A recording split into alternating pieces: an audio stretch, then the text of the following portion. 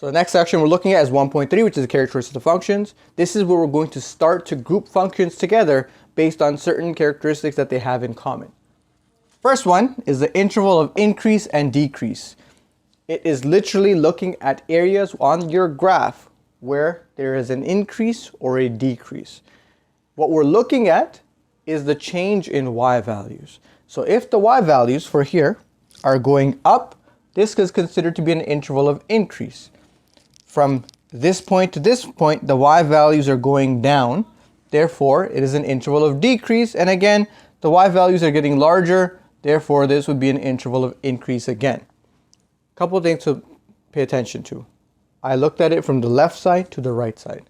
Right? So as you go from left to right on your graph, if the y values are going up, you're considered to have an interval of increase. If the y values are going down, you're considered to have an interval of decrease. Simple, straightforward. As the graph goes from left to right, it's the trend of the y values that's going to determine your interval of increase and decrease. Now, it's not enough to be able to visually inspect and say that this is your interval of increase right here. We need to be able to write an answer down or to present that finding in mathematical form. What we're going to look at now is something called interval notation. So an interval notation is in this format. So we're looking at the x, because we're talking about an interval, intervals of increase and decrease, the intervals are made up of x values. So we want to know on this graph, which x values, as I go from left to right, are the y values increasing for? Well, if I check my x-axis, if this was to continue to go on, this would go till negative infinity. So it starts at negative infinity and it increases all the way until here. That's where x is equal to a. So from negative infinity until a, I have an interval of increase. However, I have a second interval of increase that starts at c, and then it goes on and on until positive infinity. So I'll put a second interval that is from c until positive infinity. Just a side note here, you will also see a symbol like this, which means a union.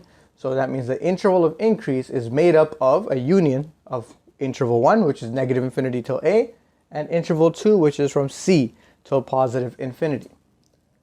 Next thing we want to look at is the interval of decrease. Again, as the graph goes from left to right, what's happening to my y values? Where are they decreasing?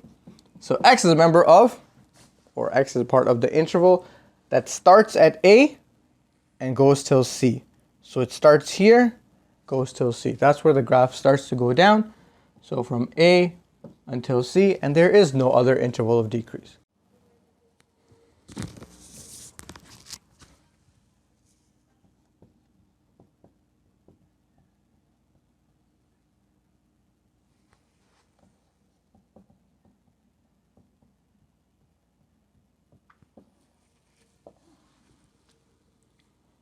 The next thing we're going to look at are continuous and discontinuous functions. A continuous function is a function that does not stop. At no point does it discontinue. So an example of a continuous function would be a parabola. At no point is there a break on this graph. I can draw the whole parabola without lifting my pen off the table. Whereas a discontinuous function requires you to lift your pencil or pen or whatever you're writing with off of the surface. So if I was to graph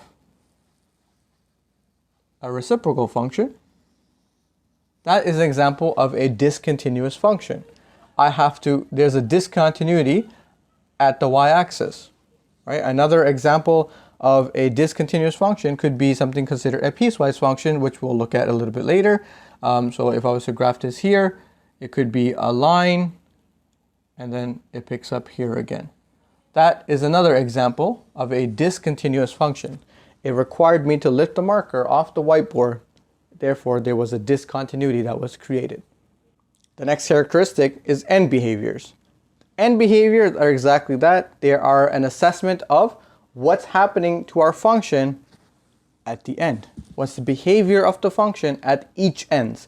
every graph, every function has two ends. There is the far left and the far right, the negative x and the positive x. So to denote the end behaviors, what we're going to have is, as x approaches positive infinity, what's happening to y? As x approaches negative infinity, what's happening to y? Because those are the extremes of the graph. If the graph ended at another place, you would write as x approaches that number and then determine what's happening to y.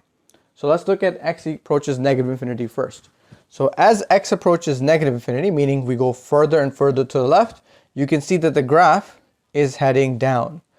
That means that it's going to continue to drop. It's going to continue to decrease. So as x approaches negative infinity, y will approach negative infinity.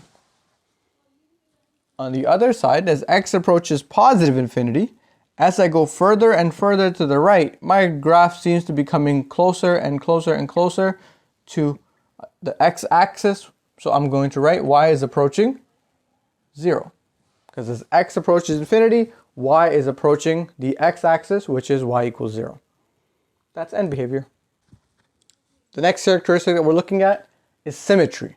Symmetry broken down to two sections. There's even functions and there's odd functions. And a third section actually, which would be neither. So any function can be classified as even, having even symmetry, having odd symmetry, or having no symmetry. What we want to understand for an even function is that it is symmetrical over the y-axis. Meaning, if I was to take it and flip it, if it's this way, if I was to flip it over the y-axis, it would be the exact same function. So that would be symmetrical. It's even symmetry. A function like this is also symmetrical because the same thing is happening on the left and right side of the y-axis. It can be flipped over the y-axis and get the exact same graph. Therefore, it is evenly symmetrical. The odd function is a little bit different. For odd function, this is considered to have rotational symmetry. So if I was to take this function and rotate it, right? If I was to turn it 180 degrees, it would look exactly the same. Therefore, an odd function is said to have rotational symmetry around the origin. So not the center, but